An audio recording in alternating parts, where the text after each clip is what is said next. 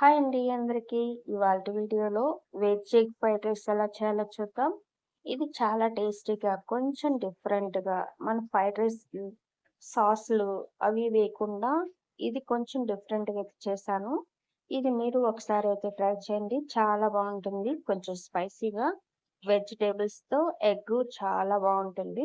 దీని కాంబినేషన్ ఒకసారి ట్రై చేస్తే మర్చిపోలేరు. ఇలాంటి రోల్ ఒకటుంటే దీంట్లోకి ఒక 4, 5 వెల్లుల్లిపాయలు, కొంచెం కరివేపాకు, కొద్దిగా ఉప్పు, ఒక 4, 5 పచ్చిమిరపకాయలు, అలాగే 1 స్పూన్ జీలకర్ర, చెక్క, లవంగం వేసుకొని మెత్తగా పేస్ట్ లాగైతే దంచుకోవాలి.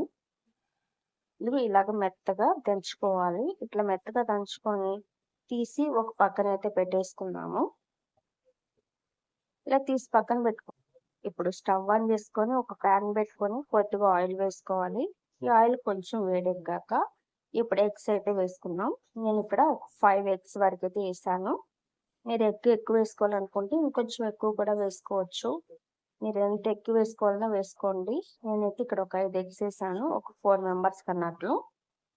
నేను చూపించిన విధంగా పీసెస్‌గా కొంచెం పెద్దగా ఉండే విధంగా అయితే కట్ చేసుకోవాలి.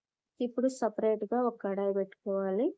అలాగే కొద్దిగా ఆయిల్ కూడా వేసుకొని, ఈ ఆయిల్ కొంచెం వేడెక్కాక మీ దగ్గరున్న వెజిటబుల్స్ ఇలా సన్నగా కట్ చేసుకొని వేసుకోవాలి. ఇలా ఒక నిమిషం పాటు ఫ్రై అయ్యాక ఇంతకుముందు దంచి పెట్టుకున్న పేస్ట్ కూడా వేసుకొని ఒక నిమిషం పాటు ఫ్రై చేసుకుందాము. ఇలా కాస్త ఫ్రై అయిపోయాక మీ దగ్గర బాస్మతి రైస్ ఉంటే బాస్మతి రైస్, లేదా నార్మల్ రైస్ ఉన్నా పర్లేదు. ఈ రైస్ వేసుకొని ఆల్రెడీ కోడిగుడ్డు పొరుటు అయితే పెట్టుకున్నాం కదా, అది కూడా వేసుకొని కొద్దిగా కొత్తిమీర, కొద్దిగా సాల్ట్, కొద్దిగా బ్లాక్ పెప్పరు వేసుకొని ఇది హై ఫ్లేమ్‌లోనే ఒక 2, 3 నిమిషాల పాటు బాగా హీట్ అయ్యేంత వరకు రైస్ కలుపుకోవాలి. ఇలా చూపించిన విధంగా బాగా ఫ్రై అయిపోవాలి రైస్. ఇలా ఫ్రై అయిపోయాక ఒక నిమ్మకాయ సగం కట్ చేసుకొని ఒక హాఫ్ నిమ్మకాయ దబ్బైతే పిండుకోవాలి. అలాగే మీ దగ్గర ఫ్రైడ్ రైస్ మసాలా ఉంటే వేసుకోవచ్చు. లేదంటే నార్మల్‌గానే ఇట్లానే కలిపేసుకుంటే బావుంటుంది.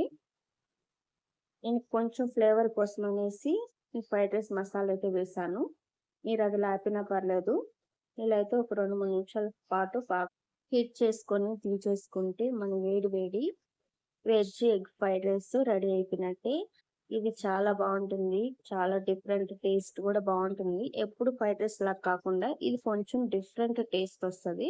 మీరు కూడా ఒకసారి ట్రై చేసి ఈ రైస్ ఎలా వచ్చిందో నాకైతే కామెంట్ చేయండి. మీ ఫ్రెండ్స్‌కి కూడా షేర్ చేయండి. మా వీడియోస్ మీకు నచ్చితే లైక్ చేసి, షేర్ చేసి, సబ్స్క్రైబ్ అయితే చేయండి. ఖచ్చితంగా అయితే ఒక లైక్ అయితే కొట్టండి. ఇలాంటి వీడియోస్ కోసం మా ఛానల్‌లో ఇంకా ఉన్నాయి చూడండి.